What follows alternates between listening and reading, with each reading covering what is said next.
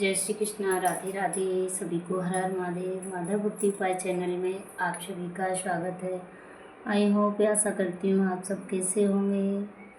आप सब ठीक ही होंगे। सभी पर महादेव की कृपा हमेशा बनी रहे। कार्तिक माह के किसी भी दिन अवश्य करें ये काम, आएगी अपार खुशियाँ आपके घर में। कार्तिक मास भगवान विष्णु और माँ लक्ष्मी को समर्पित है। इस महीने में भगवान विष्णु और माँ लक्ष्मी की विशेष पूजा की जाती है। कार्तिक मास पुण्य मास कहा जाता है। कथा के अनुसार कार्तिक मास में नियम का पालन करने से एक विधवा महिला देवी रुक्मिणी हुई थी और उन्हें देवी लक्ष्मी का स्थान प्राप्त हुआ था।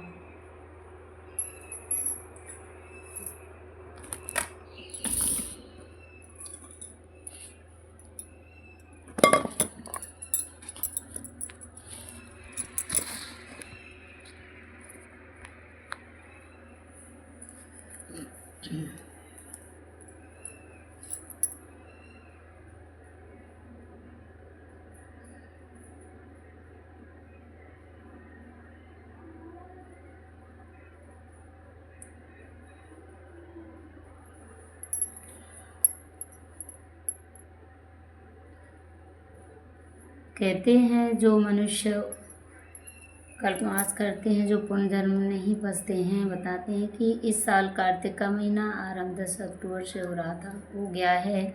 आज हम आपको कार्तिक मास का महत्व और जीवन में सुख शांति लाने के कुछ उपाय बताएंगे। हिंदू धर्म के अनुसार इस महीने में कई बड़े आध्यात्मिक कार्य भी हुए हैं और महीना भगवान विष्णु को भी अति प्रिय है। इस माह यदि कुछ ज्योतिषीय उपाय किए जाए तो जीवन में सुख और समृद्धि आ सकती है।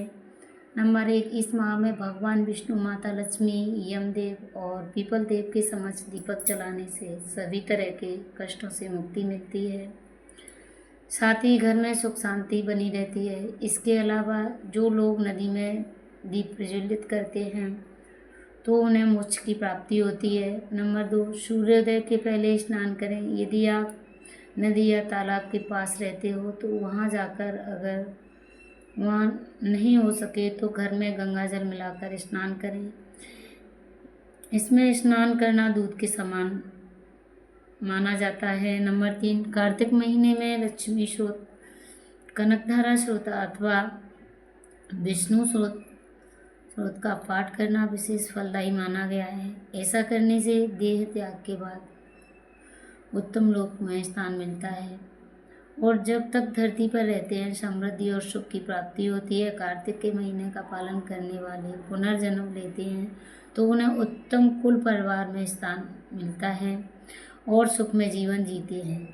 नंबर 4, कार्तिक मास में सुबह शाम तुलसी की जड़ में जल व दूध मिला देना चाहिए और उसके आसपास साफ सफाई रखनी चाहिए। सुबह शाम घी का दीपक लगाएं। भगवान विष्णु जो भी भोग लगाएं उन्हें तुलसी माँ का पत्ता जरूर रखें। इसके बाद भगवान विष्णु को भोग स्वीकार करते हैं तुलसी पत्र बिना। साथ ही कार्तिक मास में देवउठनी एकादशी पर तुलसी विवाह करना बहुत ही उत्तम फलकारी माना जाता है। नंबर 5, कार्तिक माह में नियमित रूप से भगवान विष्णु को तिल अर्पित करने चाहिए। यूँ तो साल भर तिल अर्पित करते हैं, अच्छा है, लेकिन अगर ऐसा नहीं कर पाते हैं तो कार्तिक मास में ऐसा करना उत्तम रहता है। ऐसा करने से जाने अनजाने में किए हुए पापों से मुक्ति मिलती है और समुद्र प्राप्त होता है। कार्तिक माह में नियमित रूप से जब भी तुलसी में जल देते हैं या उसकी पूजा करते हैं तो तुलसी की मिट्टी लेकर उसका तिलक करने से मनुष्य के सभी पाप नष्ट हो जाते हैं और विवेक और बुद्धि का विकास होता है। नंबर 7, कार्तिक मास में पूजा करने से मनुष्य को अन्न वस्त्र दान करना चाहिए, उत्तम माना जाता है। अगर आप कुछ नहीं कर पाते हैं तो अन्न वस्त्र का दान जरूर करें। ऐसा करने से वह अगले जन्म में गरीब घर में पैदा जन्म नहीं होता है और परलोक में भी अन्न धन जल की कमी नहीं रहती है। नंबर 8, जो मनुष्य कार्तिक मास में शालिग्राम शिला का दान करता है उन्हें संपूर्ण पृथ्वी के दान का फल प्राप्त होता है। नंबर 9, यदि आप नौकरी या कारोबार में तरक्की चाहते हो तो कार्तिक के महीने में गुरुवार के दिन तुलसी के पौधे पर पीले रंग का कपड़ा बांधने से कारोबार में उन्नति और नौकरी में प्रमोशन मिलता है। नंबर 10, शुक्रवार की पूजा का महत्व। कार्तिक मास से सभी शुक्रवार को माँ लक्ष्मी की विधि विधान से पूजा करने से धन संपदा की प्राप्ति होती है, दाम्पत्य जीवन में खुशहाली आती है। इस जन्म में जो पाप होते हैं वो सब कार्तिक मास दीपदान करने से नष्ट हो जाते हैं। जो मनुष्य कार्तिक के महीने में रोज नाम जाप करता है भगवान विष्णु प्रसन्न होते हैं। जो मनुष्य कार्तिक मास में तुलसी पीपल आंवले के वृक्षारोपण करता है और फिर जब तक पृथ्वी पर रहता है लगा रहता है वह तब तक वैकुंठ में वास करता है। नंबर 11, अगर आप बेहतर करियर बनाना चाहते हो या अपने व्यापार में बढ़ोतरी करना चाहते हो तो कार्तिक महीने के दौरान आप किसी मंदिर में घी का दान करें और भगवान के सामने हाथ जोड़कर प्रार्थना करें। नंबर 12, अगर आप जीवन में अपनी तरक्की सुनिश्चित करना चाहते हो तो पूरे कार्तिक के मास के दौरान विष्णु मंदिर जाइए और घी का दीपक जलाएं। साथ ही इस मंत्र का 11 बार जाप करें, ओम नमो भगवते नारायण नमः। नंबर 13, अगर आपके मन पसंद विवाह करने में रुकावट आ रही है तो कार्तिक के महीने के दौरान स्नान आदि के बाद तुलसी के पौधे में जल चढ़ाएं और दोनों हाथ जोड़कर आशीर्वाद दें। साथ ही माता से विष्णु भगवान को पीले पुष्प अर्पित जरूर करें। नंबर 14, अगर आप अपने दाम्पत्य जीवन में सुख चाहते हो तो कार्तिक के महीने के दौरान तुलसी जी के पौधे में चारों ओर चक्कर केले के पत्ते से सुंदर मंडप बनाएं। तुलसी जी को लाल चुनरी उड़ाएं। साथ ही स्वाग का सामान जो भी होता है वो सभी अर्पित करें। सोलह श्रृंगार अक्षत रोली द्रव्य विष्णु भगवान जी की पूजा करें, बतासे का भोग लगाएं, साथ ही घी का दीपक जलाएं। नंबर 15, अगर आप जीवन के हर क्षेत्र में जीत चाहते हो, विजय प्राप्त करना चाहते हो तो कार्तिक के महीने के दौरान स्नान आदि के बाद भगवान विष्णु जी को चंदन तिलक लगाएं, साथ ही ताजे पीले फूल चढ़ाएं।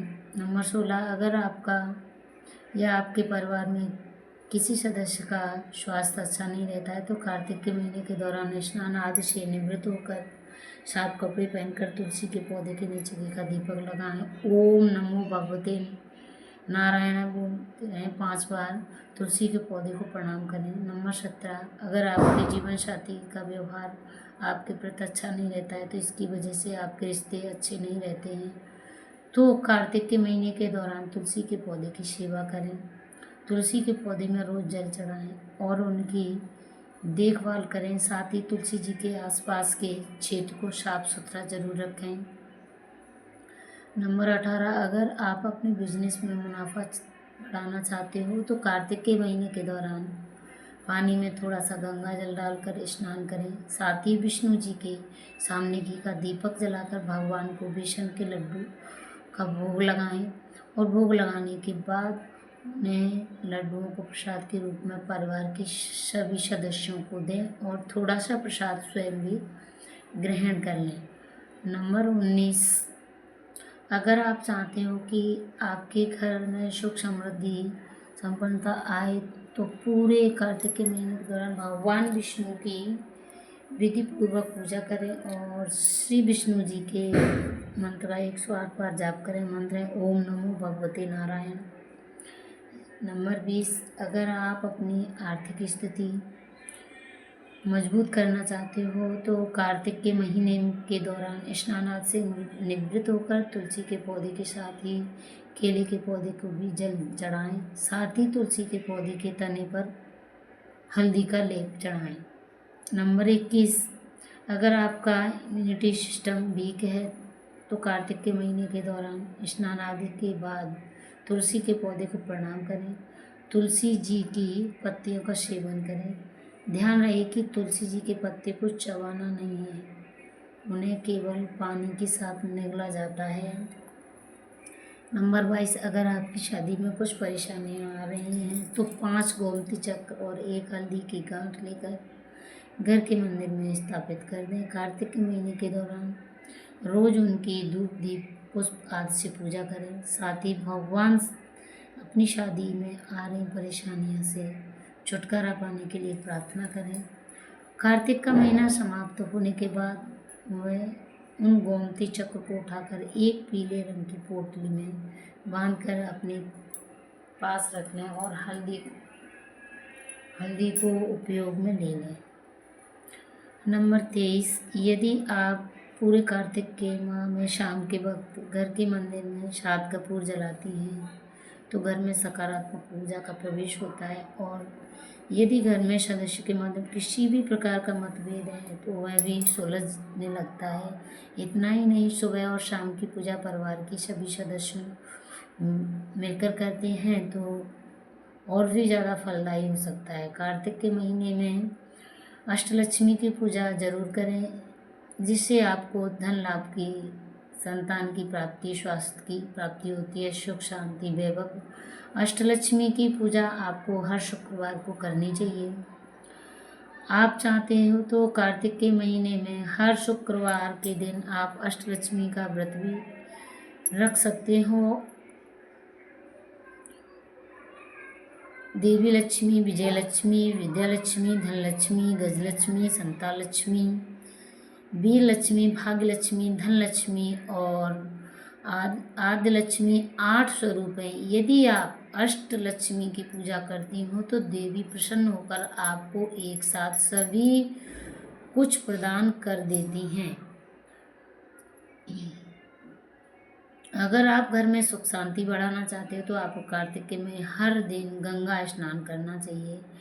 ऐसा करने से आपके लिए धन धान्य और सुख समृद्धि की प्राप्ति होती है और माँ लक्ष्मी की हमेशा कृपा बनी रहती है।